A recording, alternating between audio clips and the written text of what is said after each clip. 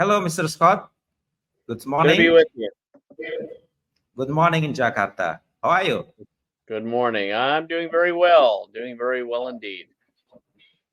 Okay, Mr. Scott, my student want to discuss with you and also me, of course. We have a very fantastic moment at the Moscow. More than 120 delegate, yeah, more than 130 maybe countries all over the world discuss global issue. And one of the issue I still remember about the Islamic world. So I want to connect three issue. First, multipolar world that we discussed, especially in Moscow and now spread all over the world. And second, about Ukraine war. And third, Israel versus Palestinian conflict. So three of subject we want to elaborate, interlink each other. I need your expertise to analyze what's going on in Ukraine. Is there any significant relevance to Gaza war? Okay, dear my student, Mr. Scott Banner, yeah, former U.S. Army Reserve officer. Actually, we have two Scott. First, Scott Ritter, and the second Scott Banner. Okay, Mr. Scott Bannett, first question. How do you explain that relation between Ukraine and Gaza war? Please tell me. Well, essentially, they're both united by the United States of America, funding and financing and training terrorist operations. We know the Ukrainian conflict was started by the United States overthrowing the government in Ukraine in 2014 and instituting a regime of far-right Nazi fascist thugs that took their ideology from World War II Nazi Germany. And Ukraine immediately started a genocide against the Russian-speaking people in Donbass, and that has been going on for 10 years. Russia entered in to stop that genocide, and has been fighting and winning ever since for the past two and a half years. So the Ukrainian conflict was part of the NATO design to weaken Russia, but it's backfired. It's actually weakened NATO to the point of its collapse and weakened the Western countries and strengthened Russia and strengthened Russia's standing in the world community. I think all of the world's nations look to Russia as defying the US-NATO military industrial complex empire that wanted to control the world from Afghanistan, Iraq, Syria, Libya, the Middle East, and other places. And it's been a terrible tragedy and a loss. And we've seen the culmination of this today with the attack on Moscow, with these terrorists that most likely have come from Ukraine using US supplied weapons and money and training. So we've seen that part of the Ukraine war. And in Gaza, we see Israel completely engaging in genocide against the Palestinian people. There is horrific footage of the Israeli Zionists bombing and killing women and children and innocent people that is purely demonic and evil, and is an abomination to every civilized country.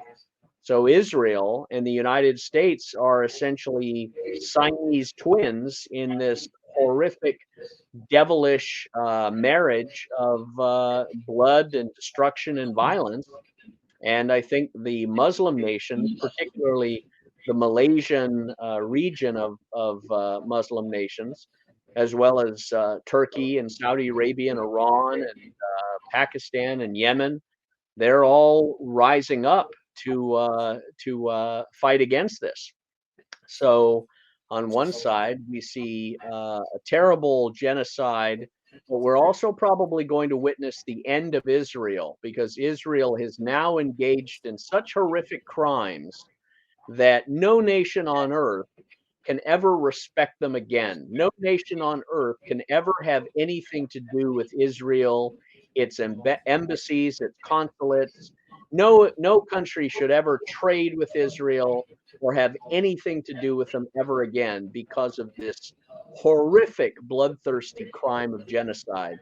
So that's what unites the Gaza war and the Ukrainian war is genocide and terrorism that the United States has funded and has been pushing really since 2001. Okay, Mr. Scott, do you believe these two wars are for the sake of selling weapons, capturing the gas market, and winning the creation of trade routes? Well, What is your comment? that is certainly one of the objectives we see in the Mediterranean, particularly close to Gaza, immense natural gas and oil wealth that the Israelis thought that they could steal by destroying the Palestinian people and removing them from Gaza. But I don't think they'll accomplish that. I think there are other nations that understand this. So Turkey is going to most likely step in, and other nations to seize control of those resources. They won't allow Israel to gain control, but that is certainly part of the calculation is the theft of resources. That's again why the United States has been in Syria, stealing the oil of the Syrian people, which is a terrible crime and dishonorable. And the same goes for Ukraine. Ukraine has enormous natural resources of agriculture, and the West has exploited that and tried to seize the lands of Ukraine and created bio weapons laboratories on Ukraine as well, in violation of the International Convention on Biological Weapons. So, natural resources and the theft of natural resources is certainly part of these wars. Okay, Mr. Scott, you addressed before about the failed U.S. government policy, but I want to elaborate again. As someone who has been in the U.S. government like you, I think you are a part of Bush administration, right?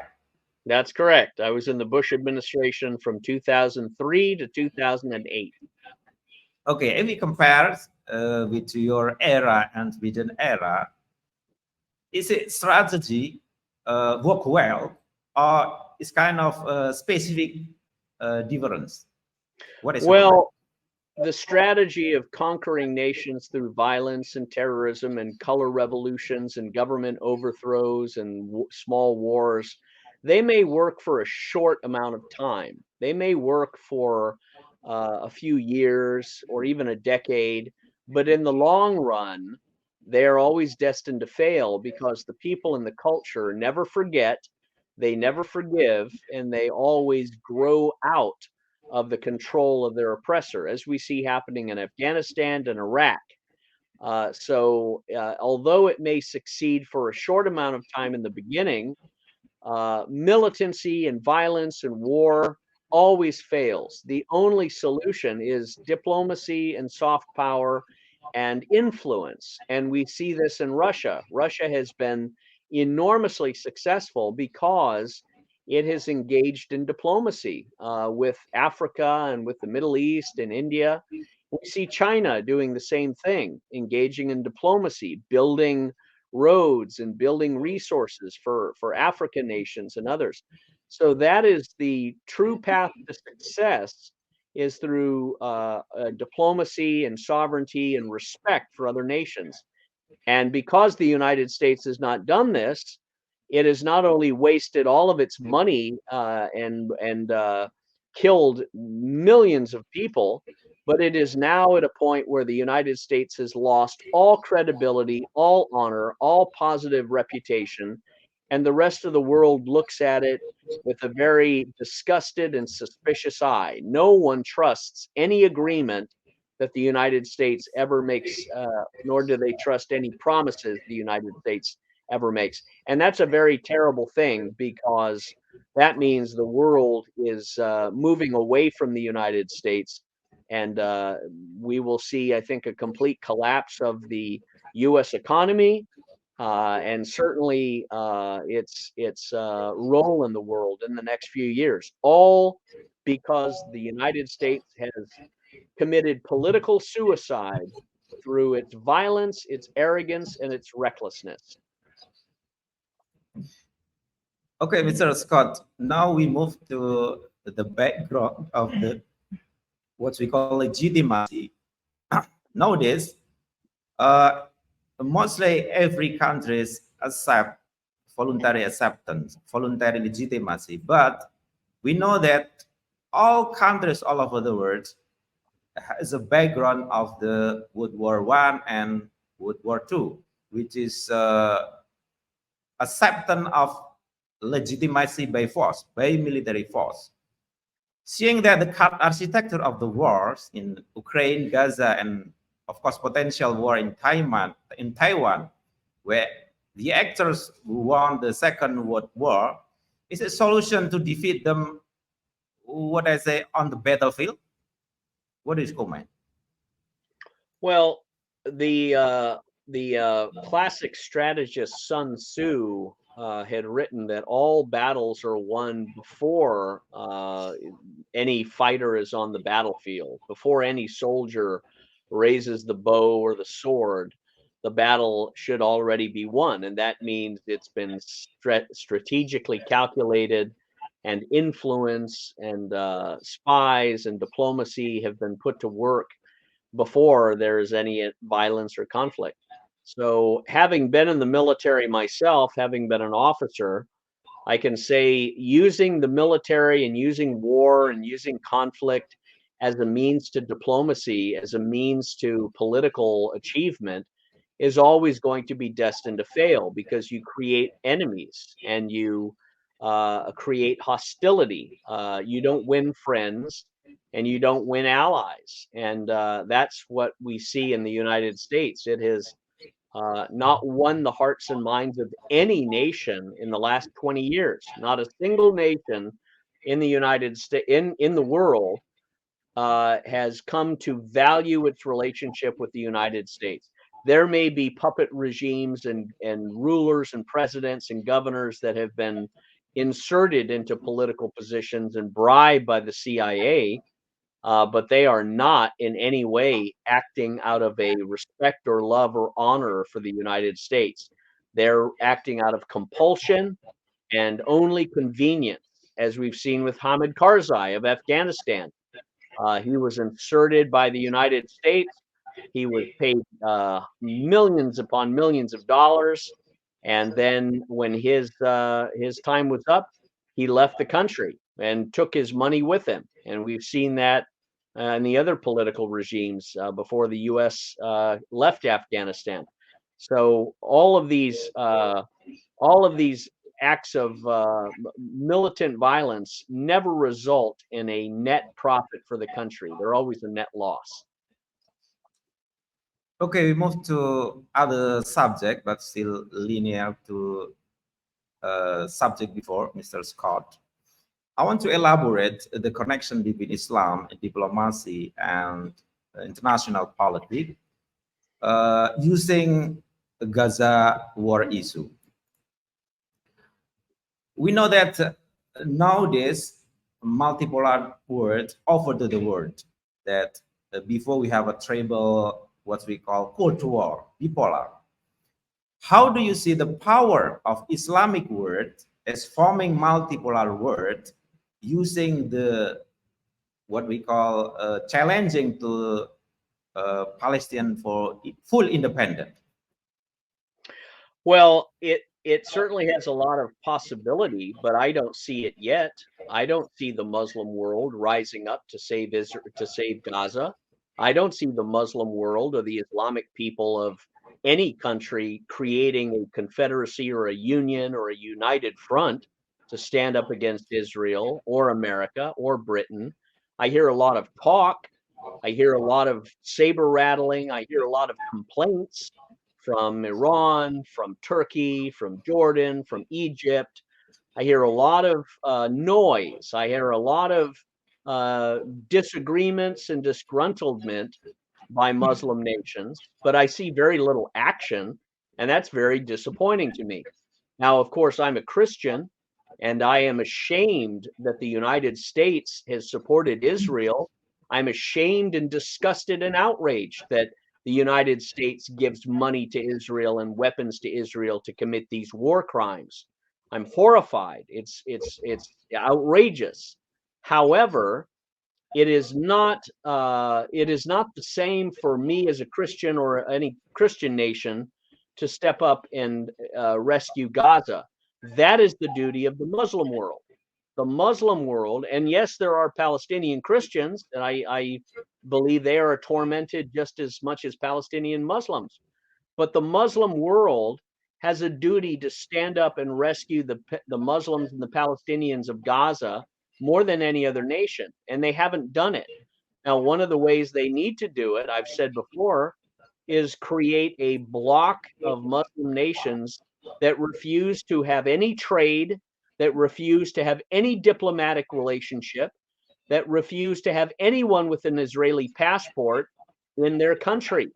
So Malaysia, Pakistan, Saudi Arabia, Kuwait, Qatar, the United Arab Emirates, Jordan, Egypt, all of these nations, the African Union, the every Muslim union and organization, they should all in one voice declare that they will not have any recognition of Israel because it is behaving like a demoniac, a monstrous murderer of women and children. And until the Muslim nations unite and make that declaration, they're all hot air. There are a lot of talk, but no action. So I hope that the Muslim nations will rise up before it's too late, because the Palestinians are turning into skeletons. They're starving to death. And why hasn't the Muslim world landed ships on the beaches of Gaza and forced food and forced medicine into the sands and the beaches of Gaza? Why hasn't Turkey and Saudi Arabia and Iran and Malaysia and Pakistan, why haven't they forgotten their differences between Shia and Sunni and Alawite, whatever the different denominations of Islam are? Why don't the Muslim nations forget their differences and unite on this very simple issue and say, we will all stand together for the Palestinians and we will not allow Israel to do this anymore? The only nation that's standing up for the Palestinians in Gaza are the Yemenis. Yemen is the only country that seems to be really rising up and going to war with these murderers. And I think every Islamic nation should follow the lead of the Yemen people and the Yemen country in declaring there will be no peace with Israel so long as they continue to murder women and children. Okay, Mr. Scott, I want to elaborate the strategy, especially for military U.S. strategy. There are two fronts here in Gaza and in Bab el-Mandeb. Sorry. Do you think that two kind of war, which is in Gaza now, while U.S. supports a weapon to Israel to genocide Palestinian people, but in another time they want to build a port, and of course it is very difficult. They promise to give food for 1.5 million Palestinian Muslim people who live in Gaza. It's very, very difficult for United States and Israel. So do you think that this kind of strategy, and the words know that they want to, what we call, make it happen, what we call Ben Gurion project, as an alternative of Sinai Canal, which is Ben Gurion have an ambition to have such kind of canal. And another issue is to explore gas in Levant, and they want to cut the north of Gaza. And another issue is about the supply chains for United States and UK to deliver what we call maybe 155 merely for such kind of weapon to a British army who want to enter the Yemen. And it is very difficult because if we compare with the strategy of Russia, they have a good supply chain. So they have a good posture to make a defense against NATO military attack. So do you think, as you a military expert, this kind of strategy will suicide for United States and Israel, or will be an opportunity to make an what we call a Ben Gurion project and gas export will succeed? What is your comment? Well, I don't think the Israelis are going to succeed in their Ben Gurion project or creating an alternative canal. I don't think they will succeed in any of their plans. I think God is going to destroy them. I think God is going to thwart their plans because they are drenched in blood and wickedness, and their blood cries out from the ground. Vengeance is mine, saith the Lord, I shall repay. So God will bring vengeance upon the Israelis for what they're doing, and nothing that they plan will come to success. Nothing Israel does will succeed. In fact, I predict Israel will be collapsing onto itself, and really eventually the Zionist government is going to fall. Now, no one should ever be foolish enough to believe a single word or a single promise that ever comes out of an Israeli mouth, particularly Netanyahu's or his governments. They are pathological liars, and they will never tell the truth, and they will never be honest, and they're not honorable people. And they have defied the very weak attempts of the United States to stop the destruction of the Palestinian innocents and stop the destruction of civilians. The Israelis have disregarded that. So no one should be under the illusions that Israel is ever going to honor its promises. They're not. They're going to lie. They're going to cheat. They're going to steal. They're going to murder to push out and push through any agenda that they want to pursue for their greed and their political power. So any of these plans that Israel is trying to get off the ground, that they're trying to use the United States to help, needs to be objected to by every nation.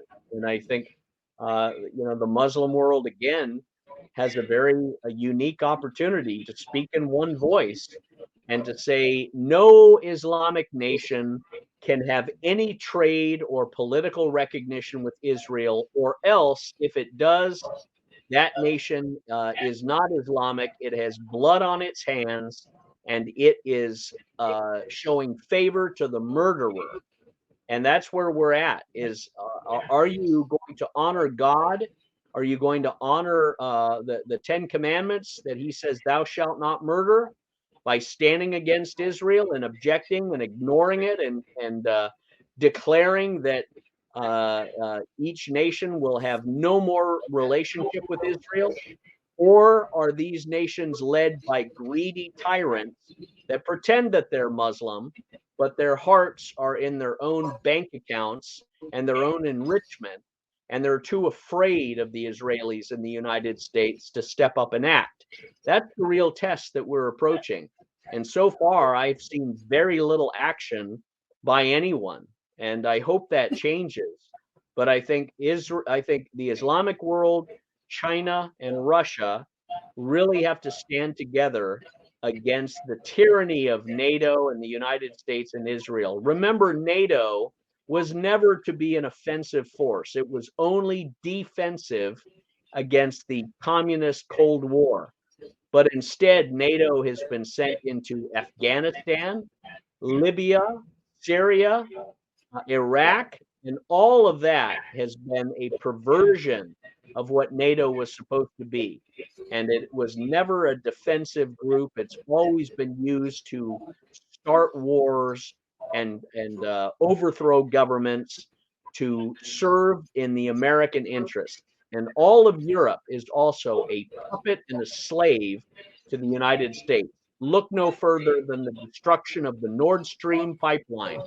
When the United States destroyed the Nord Stream pipeline and destroyed Germany's ability to acquire cheap gas from Russia, the United States destroyed its allies' economy.